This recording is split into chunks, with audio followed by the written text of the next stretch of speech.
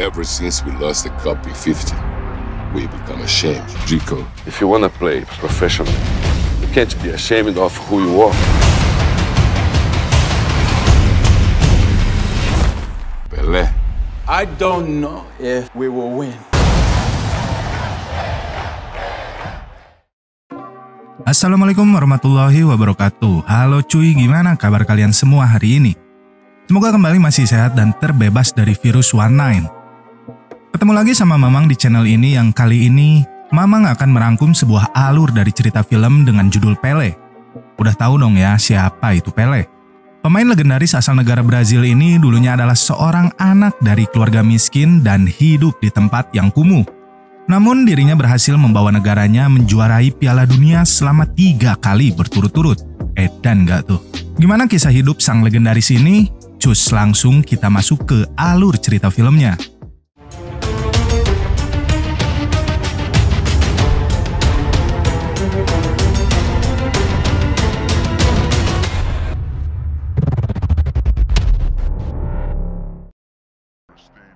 Film bermula di tahun 1950 di mana kita diperlihatkan sebuah kawasan pemukiman di daerah Brazil yang terlihat sangat kumuh pada saat itu. Brazil sendiri dikenal dengan negerinya para pesepak bola, di mana dari negara ini banyak dihasilkan pemain-pemain hebring yang mampu menjadi pemain berkelas dunia. Terlihat beberapa bocah melakukan atraksi bola di dalam sempitnya gang yang ada di pemukiman tersebut.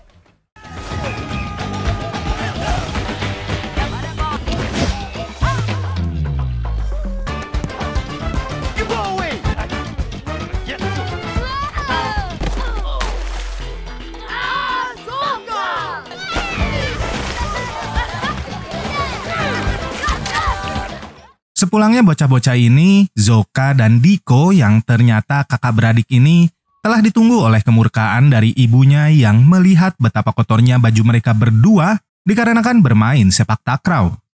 Sang ayah yang baru pulang dari nguli itu pun hanya bisa diam dikarenakan sesuai dengan pepatah wanita tak pernah salah dan lebih baik diam daripada Anda tewas. Di tahun ini juga bertepatan dengan dilangsungkannya Piala Dunia, di mana hal itu membuat semua rakyat di sana menjadi demam akan bola. Warga di sana sedang mendengarkan siaran langsung dari pertandingan Brazil melawan Uruguay yang masih dalam posisi seri 1-1. Dari atas atap kedai tersebut, nampak para bocah juga ikut mendengarkan pertandingan yang masih pada posisi imbang itu. Namun, salah satu bocah bucin yang bernama Fofinho malah berusaha mengetrek seorang wanita yang ada di seberang jalan. Uruguay akhirnya berhasil mencetak gol kembali yang membuat skor akhir menjadi 2-1.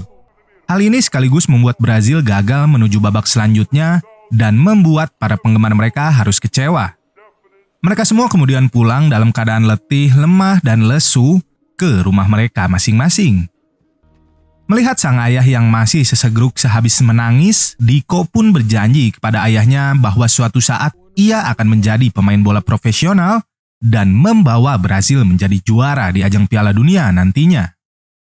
Namun sang ayah menganggap itu hanyalah bualan dari seorang anak kecil semata.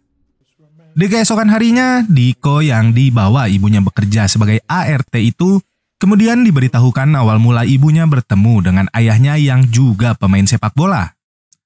Sang ibu menceritakan bahwa sang ayah terpaksa harus menjadi tukang bebersih dikarenakan cedera lutut yang dialaminya dan terpaksa harus keluar dari dunia permainbalan tanpa adanya uang pesangon. Namun Diko yang lapar itu pun tidak mendengarkan perkataan dari ibunya dan saat sang ibu pergi, Diko segera menyetut sebuah roti di meja yang ada di sana. Tak berselang lama datang anak majikannya bersama dengan temannya. Terdengar mereka sedang membicarakan sesuatu tentang sebuah turnamen mainbal yang membuat Diko menjadi antusias ikut mendengarkan. And I'll be like Mazzola. And I'll be like Pelé. His name's Pelé. Pelé, stop this shot. I won't bring him again. Diko kemudian memberitahukan tentang turnamen itu kepada teman-temannya dan mengajak mereka untuk ikut mendaftar bermain. Diko dan teman-temannya akhirnya mampu mengalahkan beberapa tim lawan, sampai di suatu hari, Yuri salah seorang teman Diko membawakan seragam untuk mereka yang dibuat dari spray milik ibunya. Kembali, tim mereka memenangkan pertandingan demi pertandingan yang akhirnya membawa mereka menuju final untuk melawan The King yang berisikan tim dari anak majikan ibunya. Dihina tidak memakai sepatu, Fofinho yang tampak cerdas ini kemudian mengatakan sebuah ide cemerlang agar mereka mampu membeli sepasang sepatu untuk bertanding. Rencana Fofinho di sini ialah mencuri beberapa karung kacang untuk mereka jual dengan harga di bawah pasar demi mendapatkan sepatu mengbal. Mengandalkan kecepatan berlari dan tubuh mereka yang kecil, Diko dan teman-temannya akhirnya berhasil lolos dari kejaran kuli pasar yang mengejar mereka. Mereka kemudian segera menjual kacang-kacang itu dengan Fofinho sebagai marketing freelance untuk mengajak orang yang melintas membeli kacang tersebut. Namun, anak majikan dari Ibu Diko kembali datang ke sana dan mengejek mereka semua, termasuk Diko yang sedang menyemir sepatu demi uang tambahan membeli sepatu.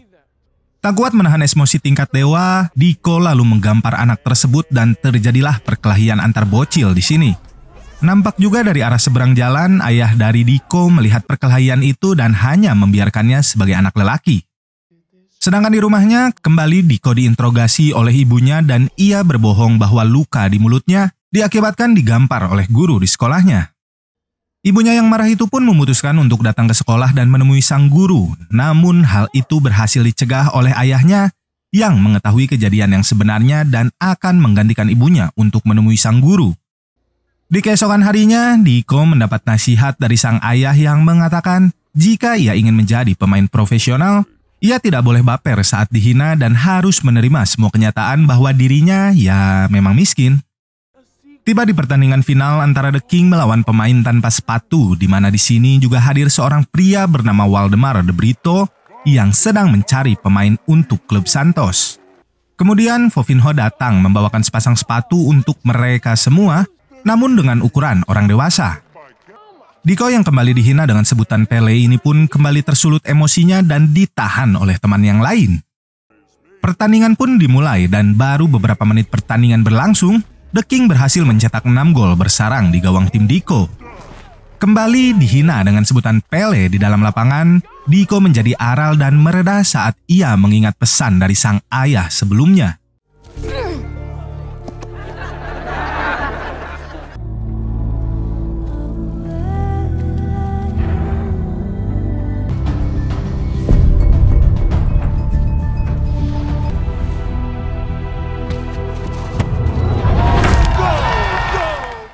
Berasa bermain di dalam gang, Diko berhasil membuat gol dan membuat teman-temannya bersemangat, termasuk Fofinho yang melihat kehadiran pujaan hatinya di bangku penonton. Meskipun semangat mereka sudah menggebu, hasil akhir tetap menentukan kekalahan mereka dari The King dengan skor tipis 5-6. Namun yang anehnya, di stadion yang minimalis itu, sorak-sorai yang terdengar adalah nama Pele, bukan dari tim pemenang The King. Kemudian terlihat Waldemar memberikan sebuah kartu nama kepada ayah dari Diko dan juga para kuli angkut pasar yang kembali datang untuk mengejar mereka. Diko pun mulai berlari melalui rel kereta disusul teman-temannya dan di arah belakang kuli angkut juga mengejar mereka. Diguyur hujan deras memasuki sebuah leweng, Diko masih berlari dan mulai melompat menyusuri sebuah walungan. Tiago nampak terjatuh, Diko kembali menolongnya, teman-teman yang lain meninggalkan mereka. Diko dan Tiago pun nyumput di bawah guha kecil, kuli angkut pun tertipu dan mereka berdua berhasil lolos. Saat sedang berbincang di dalam guha ini, Tiago yang terkilir dan juga Diko mendadak rewas saat tanah di atas mereka mulai longsor. Diko lalu segera keluar dari sana dan berusaha menarik Tiago dari dalamnya, namun sayangnya Tiago terjepit dan terjebak di dalam sana.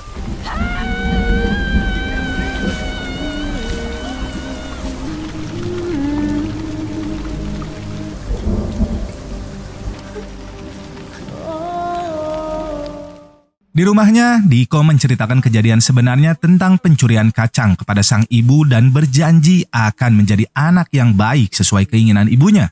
It's all my fault, Mom. I killed him. It's okay, Diko. I'm gonna be good now, Mom. Sedangkan di kamarnya, sang ayah kemudian memberikan kartu nama dari Waldemar kepada istrinya untuk memberitahukan bahwa Diko diminati oleh tim tersebut. Namun sang istri yang masih memiliki trauma dengan persepak bolaan itu malah menyuruh Diko untuk ikut bekerja bersama sang ayah di klinik sepulang dari sekolah nanti dan memasukkan kartu nama itu ke dalam laci. Sepulang dari sekolah keesokan harinya, Diko pun ikut membantu ayahnya di klinik hingga pulang di malam harinya dengan wajah yang bete. Di hari selanjutnya, pada jam istirahat, sang ayah menceritakan tentang dirinya yang dulu berlatih bola menggunakan buah mangga. di mana mangga hijau untuk melatih tendangan dan mangga yang sudah matang untuk melatih skill. Namun, Diko yang sudah berjanji dengan ibunya itu nampak enggan kembali menyentuh apapun tentang sepak bola.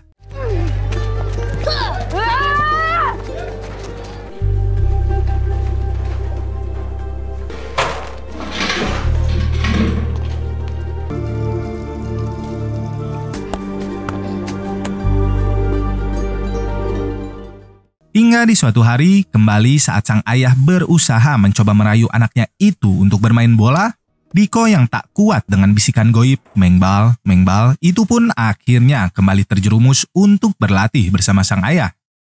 Melihat scene ini saya sebenarnya cukup sedih ya, dikarenakan banyak buah mangga yang harusnya bisa dirujak gitu, malah hancur begitu aja. Sedih pisan pokoknya mah.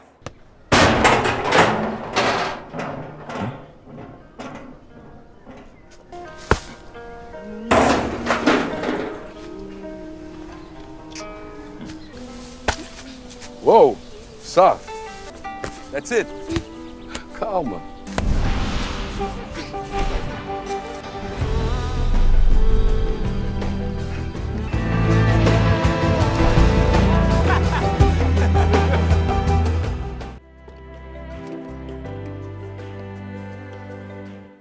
Kali ini latihan meningkat ke tingkatan yang lebih sulit, di mana sang ayah menyuruh Diko yang sudah remaja untuk menendang buah mangga yang masih berada di atas pohon untuk bisa masuk ke dalam tong sampah.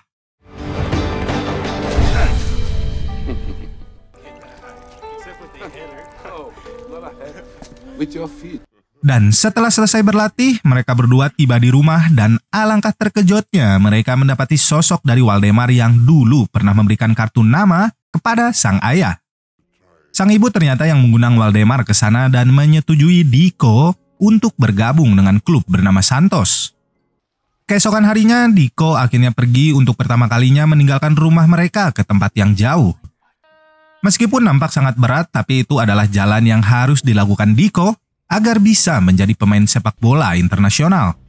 Tiba di klub Santos, Diko langsung menjalani serangkaian latihan dengan pemain lainnya bersama seorang pelatih yang cukup kerat dan menyuruh mereka semua untuk membuang semua teknik primitif mereka. Kemudian hasil penentuan tim pun diumumkan, dan di sini Diko sempat merasa kecewa karena namanya tidak ada di daftar pemain pro ataupun junior. Hingga akhirnya Diko menemukan namanya di daftar pemain termuda. Ia pun langsung menjalani serangkaian latihan dan pembelajaran tentang strategi dalam bermain sepak bola. Diko juga di sini melakukan latihan seorang diri hingga di malam hari demi meningkatkan skill dirinya yang lemah dalam melakukan tendangan penalti. Merasa semua itu terlalu keras untuknya, Diko pun berencana pergi dari klub tersebut, namun hal itu berhasil dicegah oleh Waldemar yang melihat potensi di dalam diri Diko. Waldemar mulai menceritakan tentang awal mula dimulainya pesepak bolaan di Brazil oleh seorang pelatih Ginga yang merupakan penemu dari seni bela diri capoeira untuk melawan bangsa Portugis yang menjajah mereka. Namun setelah perbudakan dihapuskan, para budak yang memiliki kemampuan Ginga ini dijadikan pemain sepak bola yang berhasil mengharumkan nama Brazil dengan ciri khas bermain mereka, dan itu sekaligus menjadi ciri khas sepak bola dari Brazil. Namun di kekalahan Brazil melawan Uruguay pada Piala Dunia 1950, ciri khas tersebut disalahkan atas kekalahan Brazil. Waldemar meyakini bahwa spirit Ginga ada di dalam jati diri Diko dan menyuruh Diko untuk mencari tahu hal tersebut. Diko yang tidak jadi mudik itu pun akhirnya kembali bermain bersama tim termuda dan kembali kalah dengan skor sementara 3-0. Di tengah kekalahan itu, Diko kembali terpikirkan pelatihan yang diajarkan oleh ayahnya dulu dan mulai bermain eksotis.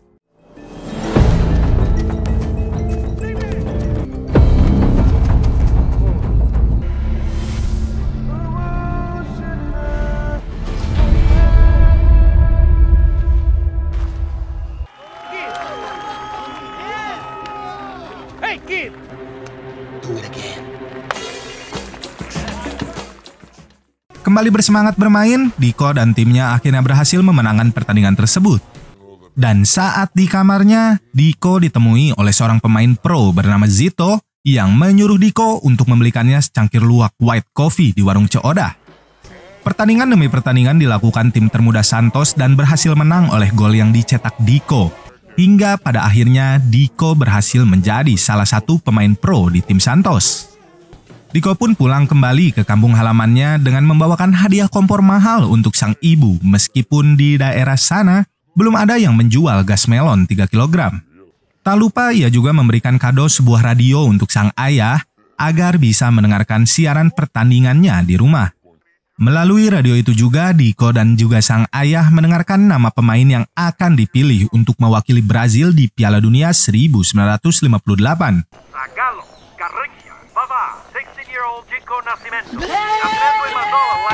Are you okay? Diko kemudian bertemu dengan sahabat masa kecilnya, Yuri, untuk sekedar melepaskan rindu mereka.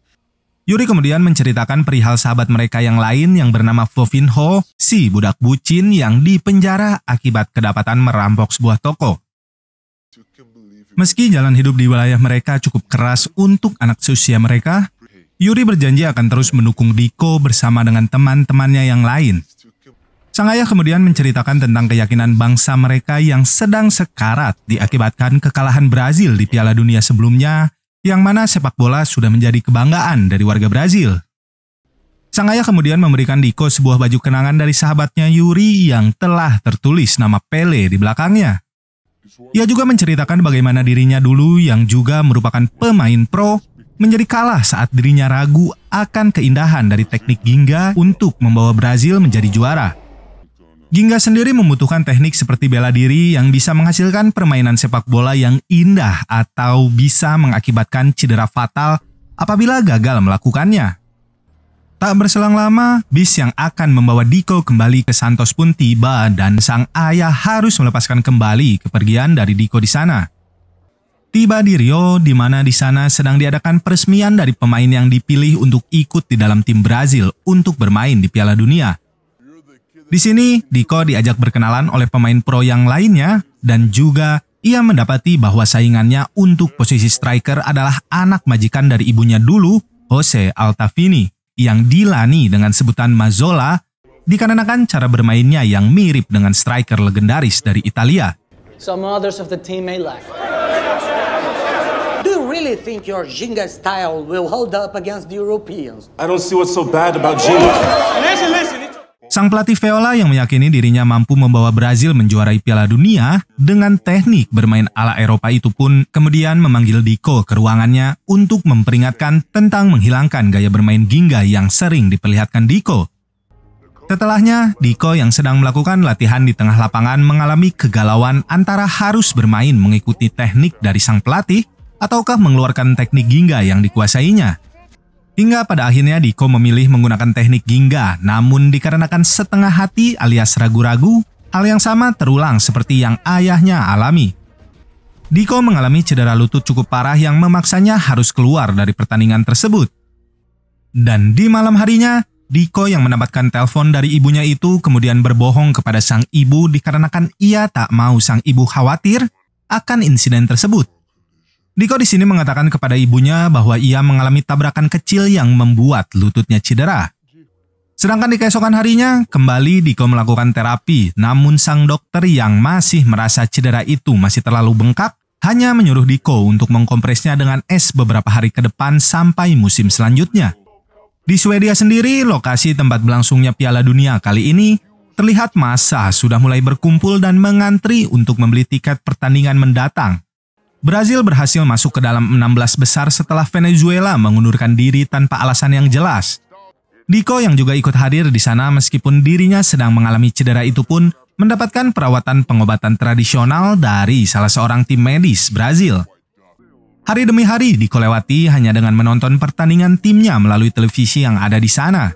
Sampai pada sebuah pertandingan, saat Brazil melawan Inggris yang membuat 3 orang pemain Brazil mengalami cedera termasuk striker mereka, Jose. Diko yang akhirnya berhasil sedikit pulih dari cederanya itu terpaksa harus bermain menggantikan Jose sesuai instruksi dari pelatih Viola. Let's go. Pull yourself together. You cannot go on camera like this. It's very weak. You don't even think about Ginga.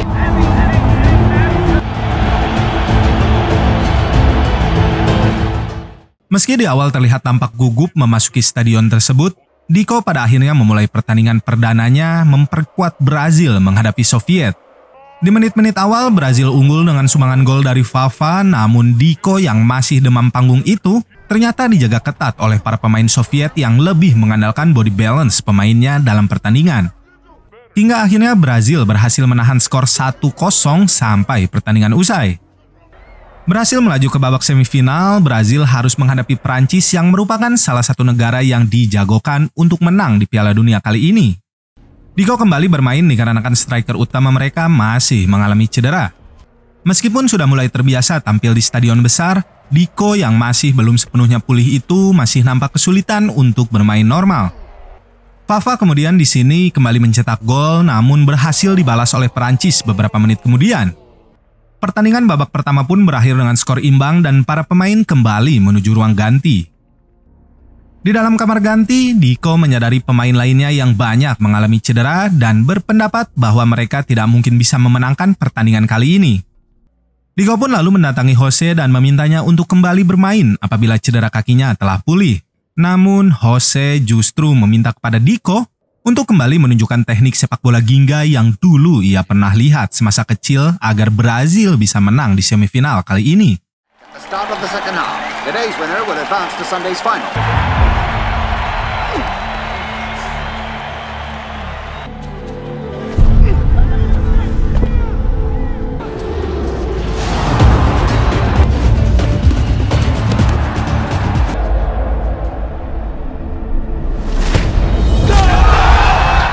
Diko yang pada akhirnya berhasil mencetak gol pertamanya di Piala Dunia kali ini mulai menggunakan kembali teknik Ginga hingga kembali mencetak gol keduanya untuk Brazil. Semakin bersemangat dan haus akan gol-gol selanjutnya, Diko kemudian melakukan one-two yang berhasil membuatnya mencetak gol ketiganya di pertandingan tersebut, sekaligus membawa Brazil menuju final melawan tuan rumah Swedia. 4 hari menuju pertandingan final, pelatih Viola mulai mengatur strategi untuk menghadapi strategi dari tim Swedia yang selalu berubah-ubah di tengah pertandingan. Pagi, siang, sore, bahkan malam, mereka berlatih demi kesiapan melawan tim Swedia yang dinilai lebih unggul dalam segala hal dibanding tim Brazil. Di sebuah konferensi pers beberapa hari sebelum pertandingan final, pelatih Swedia bahkan menyebut beberapa dari para pemain Brazil yang memiliki cacat pada bagian tubuh tertentu, di mana ini membuat pelatih Viola meninggalkan ruang konferensi pers tersebut. Di pagi harinya, Diko yang tadinya berniat untuk sarapan di restoran hotel itu mengurungkan niatnya setelah melihat wajah madesu dari pemain timnya yang lain. Ia pun secara spontan menyuruh kepada pemain lainnya untuk menuju mercusuar yang berada di depan hotel sambil membawa bola tanpa menjatuhkannya menyentuh tanah.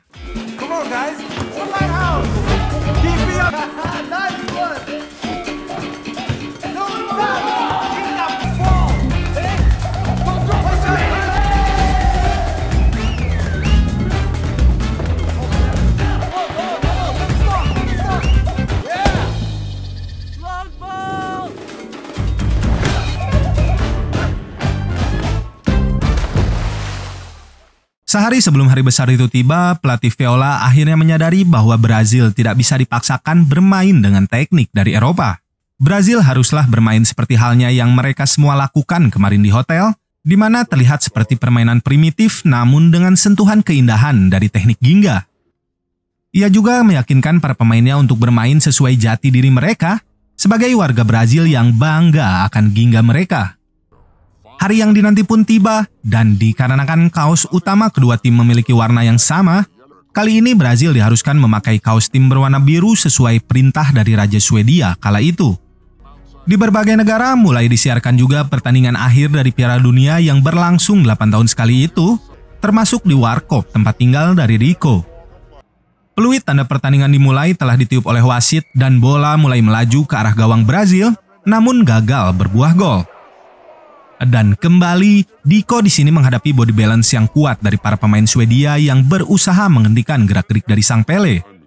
Swedia akhirnya berhasil mencetak gol pertama mereka pada pertandingan tersebut. Namun hal tersebut malah membuat Pele kembali mengeluarkan jutsu Ginganya.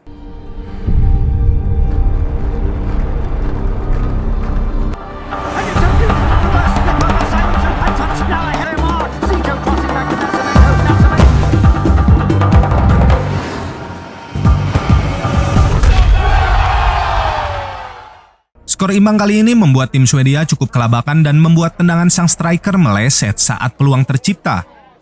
Sedangkan tim Brazil kembali bersemangat dan berhasil mencetak gol keduanya melalui umpan dari Garincha. Keindahan dari gaya bermain Brazil semakin terlihat di lapangan tersebut hingga akhirnya mereka berhasil membawa trofi juara dengan skor akhir 5-2.